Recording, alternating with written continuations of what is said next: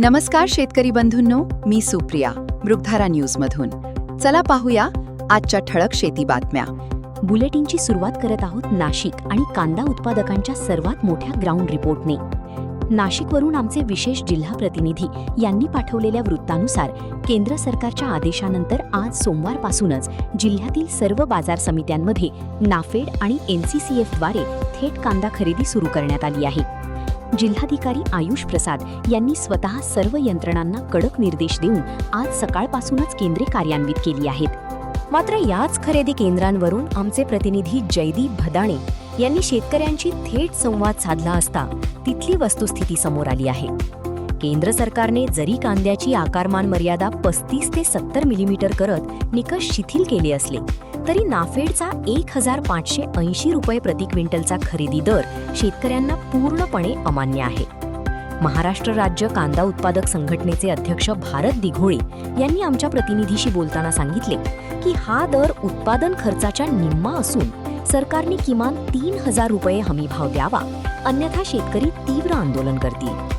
आता वळूया हवामानाच्या मोठ्या अपडेटकडे. कोकण आणि दक्षिण महाराष्ट्रातून आमच्या क्षेत्रीय प्रतिनिधींनी दिलेल्या माहितीनुसार नैऋत्य मोसमी वारे म्हणजेच मान्सून अधिकृतपणे दक्षिण महाराष्ट्राच्या वेशीवरून राज्यात दाखल झाला आहे. हवामान विभागाच्या इशाऱ्याचा दाखला देत आमच्या प्रतिनिधीने सांगितले की आज रात्री कोकण आणि गोव्याच्या किनारपट्टीवर मुसळधार ते अतिमुसळधार पावसाची शक्यता असल्याने किनारपट्टीवरील शेतकरी बांधवांना सतर्कतेचा इशारा देण्यात आला आहे. मात्र मान्सूनच्या स्वागतासोबतच अवकाळीचा मोठा तडाखा राज्याला बसला आहे. अहमदनगर जिल्ह्यातून आमचे वार्ताहर थेट जामखेड आणि पारनेर तालुक्यातून रिपोर्ट करत आहेत. त्यांच्या माहितीनुसार काल रात्री झालेल्या तीव्र पूर्व मोसमी वादळ आणि पावसामुळे काढणीला आलेली पिके पूर्णपणे भुईसपाट झाली आहेत. कृषी विभागाच्या स्थानिक अधिकाऱ्यांनी आज सकाळपासून पंचनामे सुरू केले असून सुमारे 1,00,000 एकर शेतीला याचा फटका बसल्याचा प्राथमिक अंदाज आमच्या प्रतिनिधीने वर्तवला आहे. पाचवी बातमी खरीपाच्या पूर्वतयारीची आणि शेतकऱ्यांच्या लुटीची आहे. जळगाव आणि खान्देश परिसरातून आमचे विशेष क्राईम रिपोर्टर यांनी एक धक्कादायक वृत्त दिले आहे. खरीपाची पेरणी जवळ येताच बाजारात देशी कापूस बियाणांचा मोठ्या प्रमाणावर काळा बाजार सुरू झाला आहे. विक्रेत्यांकडून शेतकऱ्यांची अडवणूक करून चढ्या दराने बियाणे विकले जात आहे. यावर कृषी विभागाने ॲक्शन मोडमध्ये येत विशेष भरारी पथके तैनात केली असून बोगस बियाणे विकणाऱ्यांवर थेट गुन्हे दाखल करण्याची प्रक्रिया सुरू असल्याची माहिती आमच्या प्रतिनिधीने दिली आहे. पूर्व विदर्भातून विशेषतः गोंदियावरून आमच्या प्रतिनिधीने पाठवलेला रिपोर्ट अतिशय चिंताजनक आहे. गोंदिया जिल्ह्यातील रबी धान खरेदीचे अधिकृत सरकारी उद्दिष्ट आता संपत आले असून तब्बल 23,12,000 क्विंटलपैकी 21,00,000 क्विंटलहून अधिक धान खरेदी झाली आहे. मात्र ऑनलाईन नोंदणी करूनही अद्याप सुमारे 30,000 शेतकरी केंद्राबाहेर रांगेत उभे आहेत. उद्दिष्ट संपल्यामुळे सरकारी खरेदी बंद झाल्यास या शेतकऱ्यांना हमीभावापासून वंचित राहावे लागेल अशी भीती आमच्या प्रतिनिधीने तिथल्या बाजार समितीमधून व्यक्त केली आहे. आता वळूया मुंबईतील मंत्रालयातून आलेल्या मोठ्या राजकीय आणि सहकार क्षेत्रातील बातमीकडे.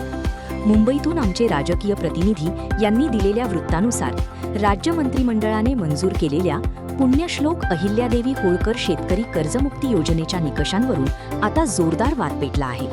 या योजनेद्वारे 36,585 कोटी रुपयांचे कर्ज माफ होणार असून 56,00,000 शेतकऱ्यांना लाभ मिळणार आहे.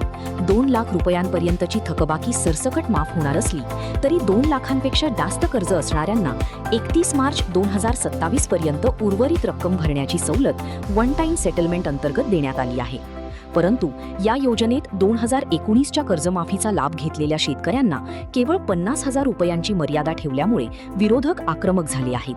आमदार रोहित पवार आणि स्वाभिमानी शेतकरी संघटनेचे राजू शेट्टी यांनी आमच्या प्रतिनिधीशी बोलताना आरोप केला आहे की ही कर्जमाफी नसून प्रत्यक्षात कर्ज वसुली योजना आहे, कारण सरकारने जाचक अटी लादून लाखो शेतकऱ्यांना यातून बाद केले आहे. दुष्काळी भागातून आमचा आणखी एक ग्राउंड रिपोर्ट समोर येत आहे.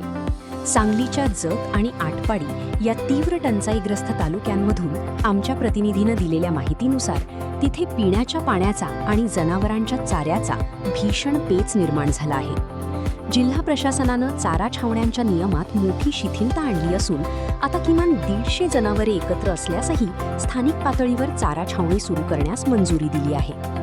छावण्यांचे दरपत्रक सादर करण्यासाठी आज 8 जूनपर्यंत प्रशासनाने मुदतवाढ दिल्याची माहिती आमच्या प्रतिनिधीने दिली आहे. 9 क्रमांकाची बातमी जळगावच्या औद्योगिक पट्ट्यातून असून ही शेतीसाठी एक क्रांती मानली जात आहे.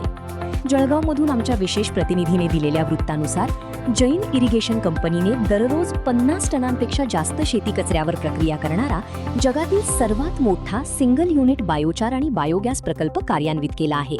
कपाशीची पराठी, मक्याची कणसे आणि केळीच्या अवशेषांपासून अत्याधुनिक पायरोलिसिस तंत्रज्ञानाने प्रीमियम बायोचार तयार केला जात असून यामुळे प्रदूषण तर रोखले जाईलच, पण शेतकऱ्यांच्या टाकाऊ शेतीमालाला एक नवा आर्थिक स्रोत मिळेल, असा थेट ग्राउंड रिपोर्ट आमच्या प्रतिनिधीने दिला आहे. 10वी आणि शेवटची बातमी मका उत्पादक पट्ट्यातून येत आहे. आमच्या कृषी बाजार प्रतिनिधीने दिलेल्या माहितीनुसार देशात आणि राज्यात यंदा मक्याची सरकारी हमीभावाने खरेदी अवघी 7% झाली आहे. याचे मुख्य कारण म्हणजे खुल्या बाजारपेठेत मक्याला प्रति क्विंटल 2100 ते 2350 रुपयांपर्यंतचा चांगला दर मिळत आहे.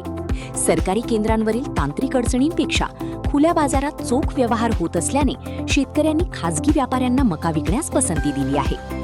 तर या होत्या आमच्या प्रतिनिधींनी ग्राउंड झिरोवरून कव्हर केलेल्या आजच्या सविस्तर कृषी घडामोडी. शेती, माती आणि बळीराजाच्या खऱ्याखुऱ्या आवाजासाठी पाहत रहा मृगधारा न्यूज. मी सुप्रिया आपली रजा घेते. धन्यवाद.